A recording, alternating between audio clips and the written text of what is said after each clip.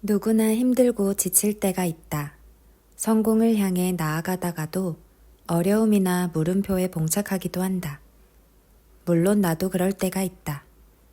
가끔은 지치기도 하고 어떨 때는 과연 내가 할 수 있을까 하는 생각에 빠지기도 한다. 그럴 때마다 다시 일어설수록 도와주는 책이 있다. 바로 토니 로빈스의 내 안에 잠든 거인을 깨워라다. 내 안에 잠든 거인을 깨워라는 개인의 잠재력을 최대한 발휘하고 삶을 변화시키는 방법을 다룬 책이다. 로빈스는 이 책을 통해 독자들이 자신의 내면에 잠든 힘을 발견하고 그것을 깨워 성공과 행복을 이루는 방법을 제시한다.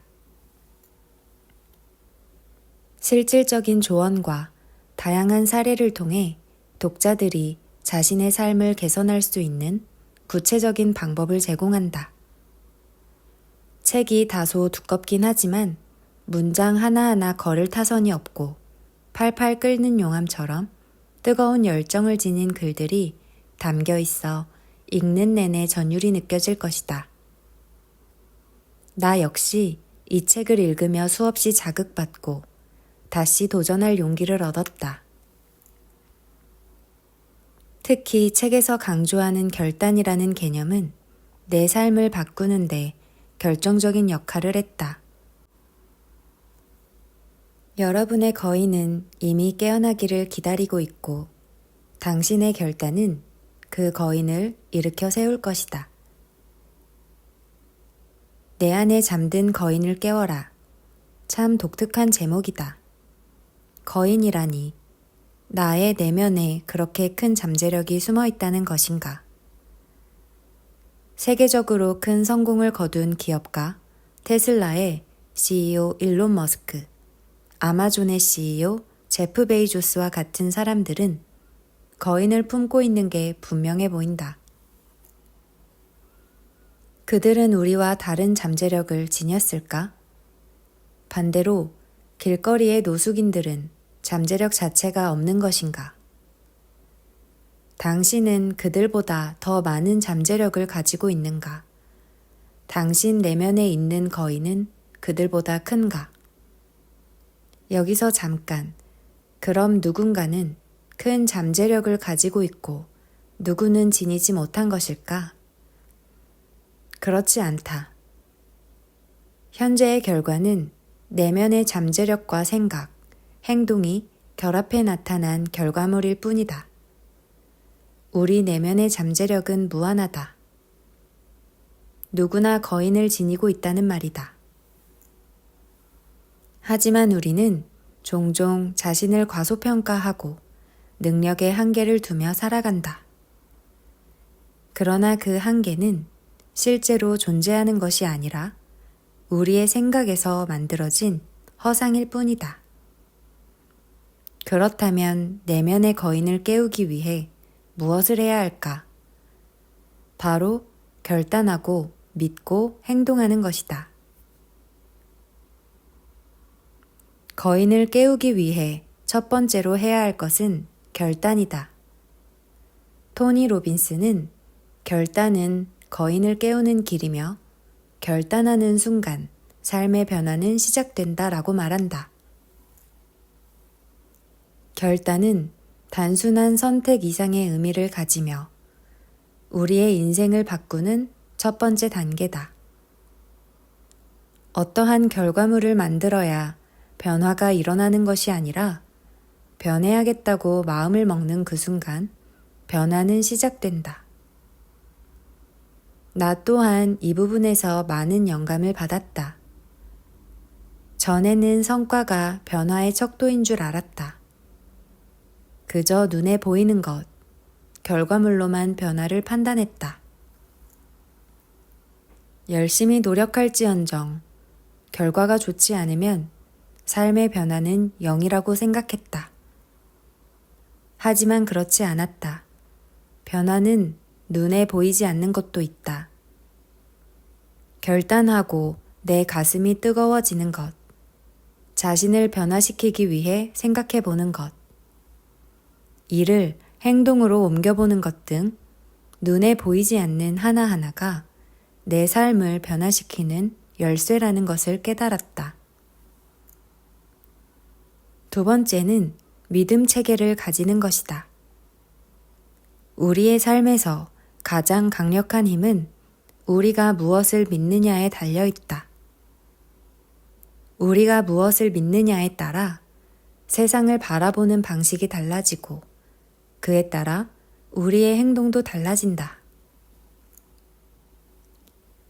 로빈스는 이 책에서 부정적인 믿음이 우리의 삶을 얼마나 제약하는지 설명하며 이를 긍정적인 믿음으로 전환하는 것이 삶의 변화를 이루는 핵심이라고 말한다. 자신이 성공할 수 있다고 굳게 믿는 사람은 어떤 어려움이 닥쳐도 그 속에서 기회를 찾고 결국 성공에 이른다. 반면 자신이 실패할 것이라고 믿는 사람은 도전을 피하고 결국 실패를 경험한다. 삶은 자신이 믿는 대로 이루어진다. 믿음 체계는 우리의 잠재력을 끌어내는 강력한 수단이며 이를 통해 우리는 원하는 삶을 실현할 수 있다. 세 번째는 지금 당장 변화하라는 것이다. 변화는 즉각적으로 이루어져야 한다. 많은 사람이 변화를 꿈꾸지만 막상 행동으로 옮기지 못하는 경우가 많다. 완벽주의로 포장된 두려움 때문에 머뭇거리기 때문이다. 이 책에서는 변화는 언제나 지금 이 순간에 이루어져야 한다는 것을 강조한다. 생각과 계획만으로는 실질적인 변화를 이끌어내기 어렵다. 건강한 삶을 살기로 결심했다면 내일부터가 아니라 지금 당장 운동을 시작해야 하고 책을 통해 삶을 변화시키고자 한다면 지금 바로 책을 펴야 한다. 미루는 사람에게 내일은 오지 않는다. 설령 내일이 온다고 하더라도 그 내일에도 또 다른 내일을 외치고 있을 것이다. 거인을 깨우기 위해서는 즉각적인 행동이 필요하다. 미루는 행동은 부정적인 감정과 조급함을 불러오지만 즉각적인 행동은 긍정적인 감정과 열정을 낳을 것이고 이는 그 다음에 또 다른 행동을 불러와 성장의 선순환을 만들 것이다. 누구나 내면에 거인을 가지고 있다. 이 거인은 우리 안에 깊이 잠들어 있을 뿐 언제든 깨워서 세상에 내보낼 수 있다. 중요한 것은 우리가 이 거인을 깨우기 위해 결단하고 그 결단을 믿으며 즉각적인 행동으로 옮겨야 한다는 것이다. 자신을 제한하는 생각의 틀을 깨고 내면의 잠재력을 믿으며 이 순간부터 행동하라. 그렇게 할 때 당신의 내면에 잠들어 있던 거인은 깨어나고 당신의 삶은 새로운 차원으로 나아가게 될 것이다. 많은 사람이 부자가 되거나 더 나은 삶을 살고 싶어 하지만 정작 그것이 이루어지기는 어렵다며 일찍이 체념한다. 그건 성공한 사람들 이야기야. 혹은 나와는 유전자가 다른 사람들의 이야기야. 우리 집은 가난하니까 안 돼 등의 생각을 하면서 말이다. 이러한 생각은 우리 안에 거인이 깨어나는 것을 가로막는다. 우리 모두에게는 거인이 있다. 실제로 이 세상의 많은 사람이 변화를 이루었다. 어머니는 나에게 개천에서 용난다는 말은 옛날 이야기야. 지금 시대에는 힘들어라고 말씀하신 적이 있다. 나는 확신한다. 어떤 시대든 변화는 만들어낼 수 있고 마음먹기에 달려있다고. 깨우지 못했을 뿐 누구에게나 거인은 있다. 결단하는 순간 거인은 깨어난다. 내 삶이 언제부터 변했을까 곰곰이 생각해보니 몇 년 전 가난을 탈출해야겠다라고 결단한 시점부터였다. 어느 날 군 생활을 하고 있던 나에게 우편이 한 통 날아왔다. 법원에서 온 고소장이었다. 손이 떨렸다. 살면서 나쁜 일을 하거나 누군가에게 큰 잘못 한 번 저지른 적이 없이 살아왔는데 처음 받아보는 고소장인지라 온갖 생각이 다 들었다. 그 고소장은 아버지의 빚으로 인한 것이었다. 나는 1,000원 한 장 빌리지 않았는데 고소장을 받다니 억울하기도 했지만 억울해할 시간도 없었다. 다방면으로 해결 방법을 알아보았는데 결론은 변호사를 선임해야 했다. 변호사 비용은 생각보다 비쌌다. 그래도 별 수 있겠는가. 적금 통장을 깨고 그에게 400만 원을 이체했다. 은행에서 나와 하늘을 보는데 만감이 교차했다. 평생 가난하게 사는 것 아닌가 하는 불안감이 엄습해왔다. 한숨을 푹 쉬었다. 하지만 나는 여기에서 좌절 대신 결단을 했다. 나 더 이상 가난하게 살지 않을래. 부자가 되어서 우리 집안 일으켜볼래 라고 말이다. 그 전까지는 매일 그저 흘러가는 대로 살았다. 시간이 나면 유튜브 영상을 보거나 의미 없이 핸드폰을 하며 시간을 낭비했다. 하지만 변해야겠다고 결심하고 의지가 생기자 행동이 달라졌다. 독서나 부동산 투자 공부 등 자기 개발에 시간을 쓰기 시작했다. 또한 이전에는 퇴근 이후에 동료들과 무엇을 먹을까? 주말에는 뭐하고 놀지 등의 생각이 주를 이뤘다면 다짐 이후로는 경제적 자유를 이루기 위해 무엇부터 시작해야 하지? 책을 읽고 더 크게 성장하려면 어떻게 해야 할까 등의 생각이 머릿속을 가득 채웠다. 이 결단이 나의 삶을 바꾼 계기였다. 모든 변화는 우리의 마음속에서 시작된다. 누구나 거인을 품고 있다. 그 거인을 깨우는 것은 우리의 결단과 행동이다. 과거와 현재, 환경이 어떻든 상관없다. 변화하고자 하는 의지를 가지고 결단하라. 우리 모두에게 거대한 잠재력이 있다. 이제는 내 안의 잠재력을 깨우고 삶을 변화시킬 때다. 흔들리지 않는 무쇠와 같은 마음은 당신의 삶을 놀랍도록 변화시킬 것이다. 우리는 모두 내면에 무한한 잠재력을 가지고 있다. 하지만 그 잠재력은 종종 스스로가 만들어낸 한계에 가로막혀 잠들어 있다. 이 정도면 충분해. 더 이상 발전할 수 없어. 이건 불가능해 라는 생각이 그 한계를 만들어낸다. 이러한 생각이야말로 우리를 가두는 올감이다. 1954년 영국의 육상 선수 로저 베니스턴은 전 세계의 주목을 받았다. 그때까지 1마일을 4분 안에 달리는 것은 불가능하다고 여겨지고 있었다. 과학자들은 인간의 신체 구조상 이 기록은 깨질 수 없다고 단언했다. 그러나 베니스턴은 그 한계를 뛰어넘었다. 그는 인간의 한계는 신체가 아니라 마음에 있다라는 신념으로 결국 3분 59.4초라는 기록을 세우며 불가능하다고 여겨졌던 벽을 허물었다. 그러자 놀라운 일이 일어났다.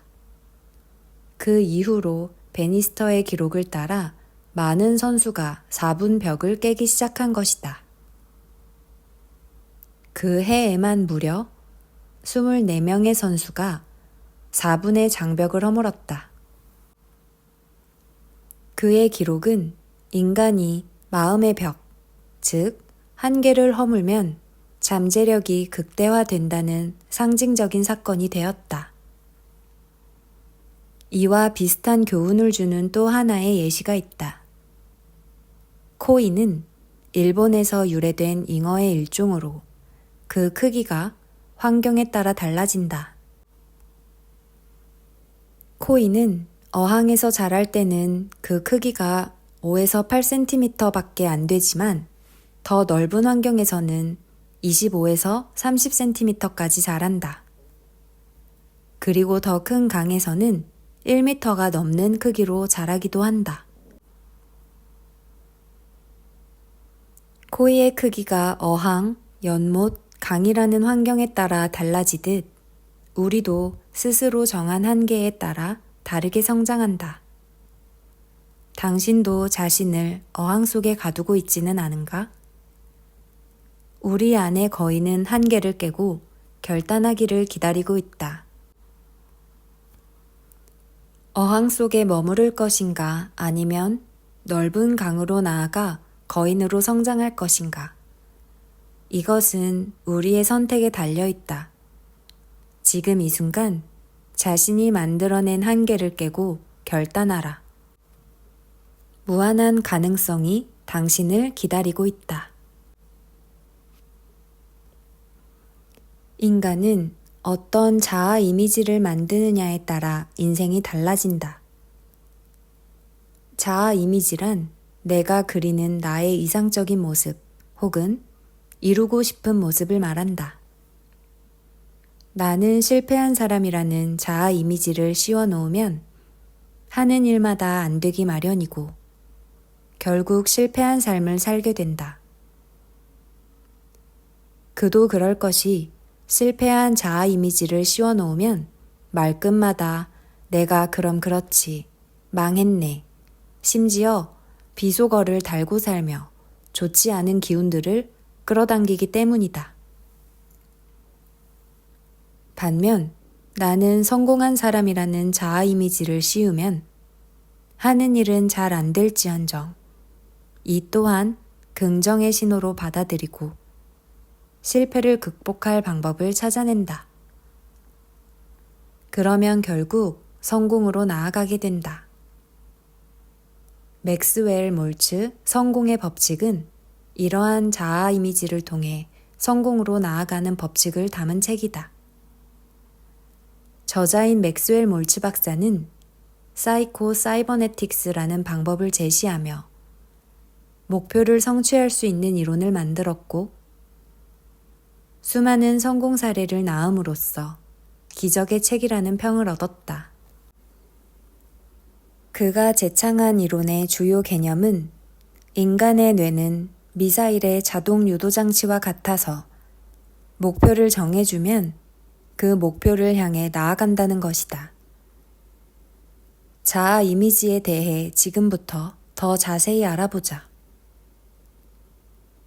사람들의 내면에는 자신이 그리는 미래의 그림이 있다.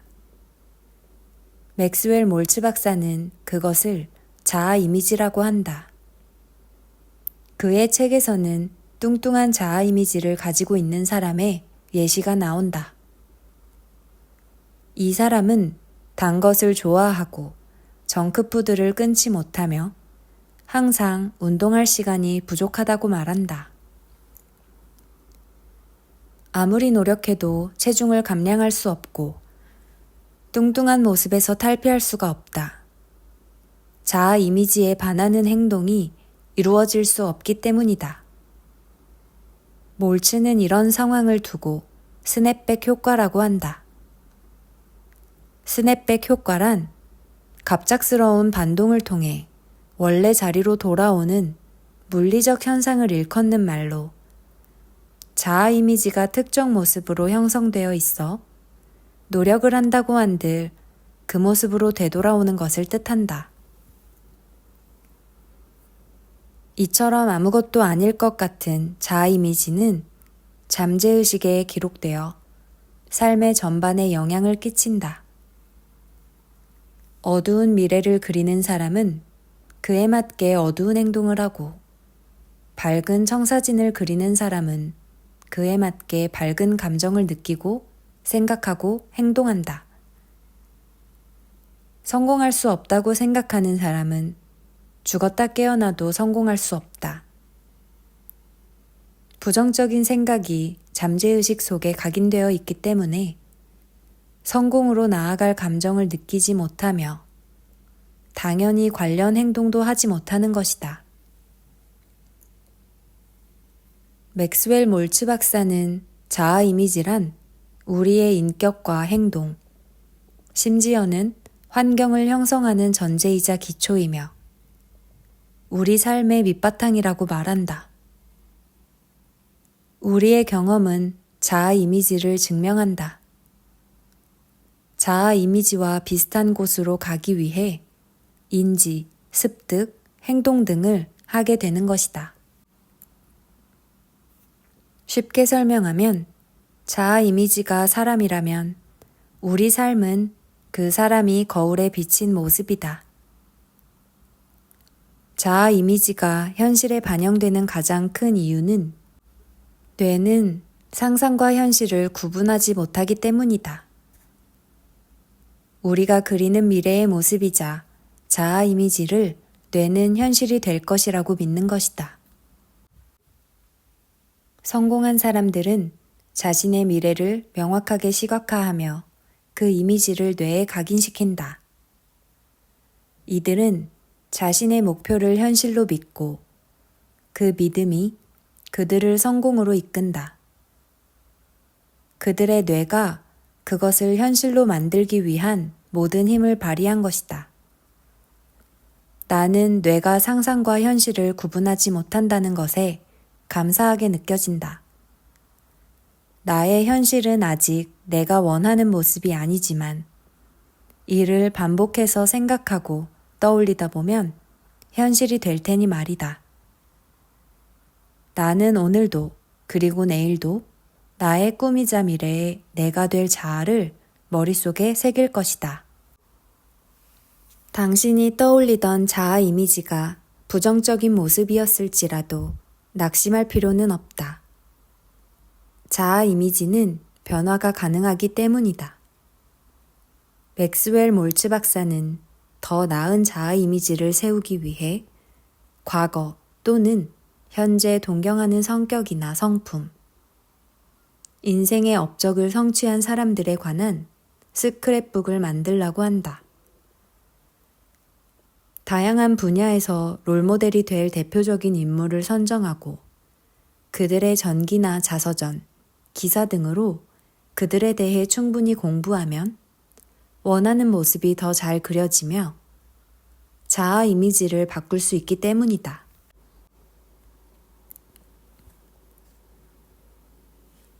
당신의 뇌는 최적화를 원한다는 뇌 속 호르몬을 최적화시키는 구체적인 실천법을 알려주는 안내서다. 의욕과 열정을 불러일으키는 행복물질 도파민,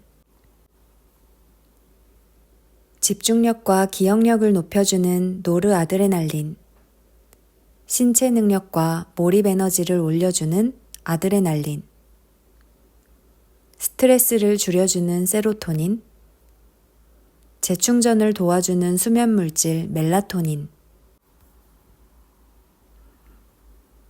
일의 효율성을 높이는 뇌 속 천연마약물질 엔돌핀까지 뇌 속의 대표적인 신경 전달물질 7가지의 기능과 그 역할을 소개한다. 그리고 어떻게 하면 7가지 신경 전달 물질을 잘 활용하여 현명하게 뇌를 사용할 수 있는지 소개하고 있어 삶에 바로 적용할 수 있다. 이 책의 내용을 적용한다면 그저 열심히만 하는 것이 아닌 똑똑하고 효율적인 자기개발과 성장을 이룰 수 있을 것이다. 현대인들의 대부분은 뇌내 물질의 균형이 불안정한 상태인데 과중한 업무 스트레스와 불규칙한 영양, 불균형한 식사, 수면 부족이 그 원인이라고 가바사와 시오는 말한다. 그렇다면 앞서 언급한 신경 전달 물질 7가지를 활용해서 어떻게 뇌 내 물질을 균형을 바로 잡을 수 있을까? 도파민은 행복물질로 불린다. 도파민은 내가 하는 일이 잘 풀려서 해냈다라는 성취감을 느끼거나 보상이 있을 때 분비된다. 과도한 스마트폰 사용, 게임 중독 등으로 도파민 중독 사례를 심심치 않게 볼 수 있는데 도파민은 과도하게 의존하거나 자극을 반복하지만 않으면 건강하고 생산적인 삶을 살도록 도와주는 고마운 호르몬이다.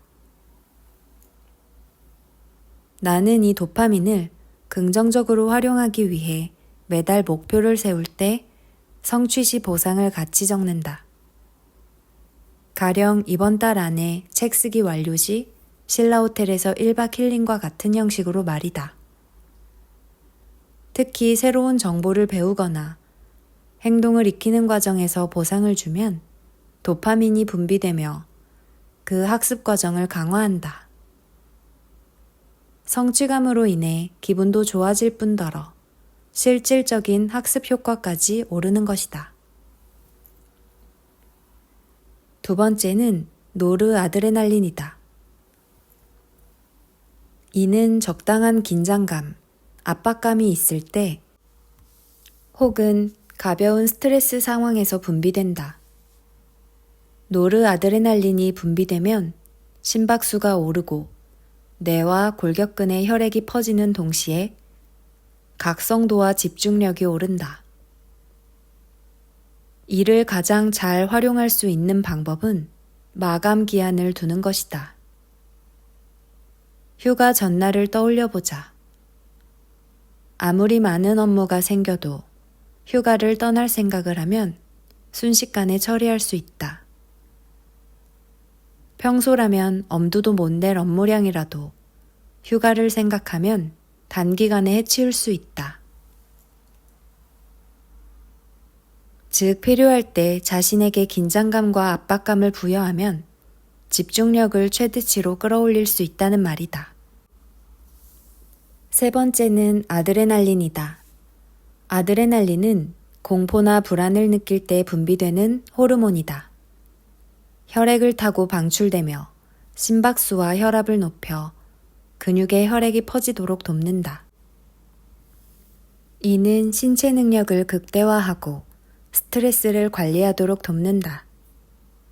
조금 전 언급했던 노르아드레날린과 비슷해 보이지만 노르아드레날린은 주로 뇌와 신경계를 중심으로 활약하는 반면 아드레날린은 심장과 근육을 중심으로 영향을 미친다. 그렇다면 우리가 아드레날린을 잘 활용할 수 있는 방법에는 무엇이 있을까? 파이팅을 크게 외치는 행동은 몸에 긴장감을 주고 뇌에 지금은 중요한 순간이라는 신호를 보낸다. 이로 인해 뇌는 더 깨어나게 되고 집중력과 의욕이 높아진다. 용기가 안 나거나 에너지가 부족할 때는 가자 혹은 좋아 할 수 있어를 외쳐보자. 기운이 샘솟는 것을 느낄 수 있을 것이다. 네 번째는 스트레스 완화에 중요한 역할을 하는 세로토닌이다. 세로토닌이 분비되면 몸에 활력이 솟고 기분이 상쾌해지는데 나는 새벽 러닝을 통해 세로토닌의 활성을 극대화한다. 기상 후 2-3시간이 뇌가 가장 활발하게 움직이는 뇌의 골든타임인데 이 골든타임에 무엇을 하느냐에 따라 하루 동안 할 수 있는 업무의 양과 질이 결정된다.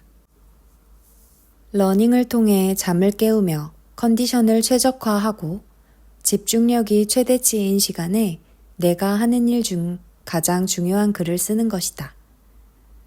안타깝게도 많은 직장인이 이 골든타임을 부랴부랴 출근하는 데에 활용한다. 더 아쉬운 것은 이 출근길에 스마트폰을 보면서 시간을 보내는 경우가 많다는 것이다. 우리의 뇌는 그보다 더 효과적으로 일을 할 준비가 되어 있는데 말이다. 5번째는 멜라토닌이다. 멜라토닌은 지친 몸을 완벽하게 재충전시켜주는 수면 물질이다. 재충전이나 휴식 없이 자신을 갈아 넣으면 성공 전에 쓰러지거나 병에 걸릴 수도 있다. 차도 기름을 충전하지 않으면 멈춰 서버리고 만다. 멜라토닌은 맥박, 체온, 혈압을 떨어뜨림으로써 잠을 유도하고 몸이 휴식 모드로 들어가도록 돕는다. 멜라토닌을 더 잘 분비시키려면 불빛을 줄이고 주변을 어둡게 하는 것이 좋다. 그래서 나는 침실을 최대한 어둡게 조성하고 자기 전 휴대폰을 최대한 사용하지 않는다. 현대인들의 수면 장애를 유발하는 가장 큰 요인으로 늦은 밤까지 휴대폰을 사용하는 것이 밝혀지기도 했다. 취침 전 최소 30분은 자극으로부터 떨어져 보자. 6번째는 아세틸콜린이다. 아세틸콜린은 영감과 아이디어에 도움이 되는 호르몬이다. 아세틸콜린은 주로 근육을 움직이거나 암기나 학습, 잠자리에 들어 몸이 이완될 때 분비된다. 우리가 더 많은 영감과 아이디어를 얻기 위해 아세틸콜린을 활용하고 싶다면 간단한 운동과 낮잠을 청해보자. 계단 오르내리기나 앉았다 일어서기 같은 운동은 일하다가도 충분히 할 수 있는 행동이지 않은가. 또한 짧게 낮잠을 자자. 가장 효율적인 낮잠 시간은 26분이라고 하니 대략 30분 정도 알람을 맞춰놓고 잠을 자는 것을 추천한다. 마지막 7번째는 엔도르핀이다.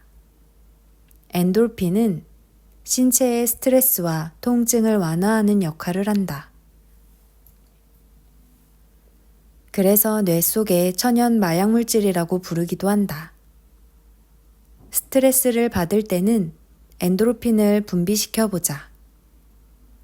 엔도르핀은 운동을 하거나 웃을 때 분비된다. 행복해서 웃는 것이 아니라 웃으면 행복해진다는 말이 사실인 것이다. 아침에 일어나 거울을 보며 미소를 지어보자. 1초짜리 웃음 한 번이면 왠지 모르게 기분이 좋아진다. 웃는 습관을 장착하여 엔돌핀을 원할 때 꺼낼 수 있다면 행복은 늘 우리를 따라다닐 것이다. 이처럼 7가지 신경 전달 물질을 이해하고 이를 의식적으로 활용한다면 우리는 더욱 효율적으로 일하고 과정을 즐기며 원하는 것을 이루어 나갈 수 있다.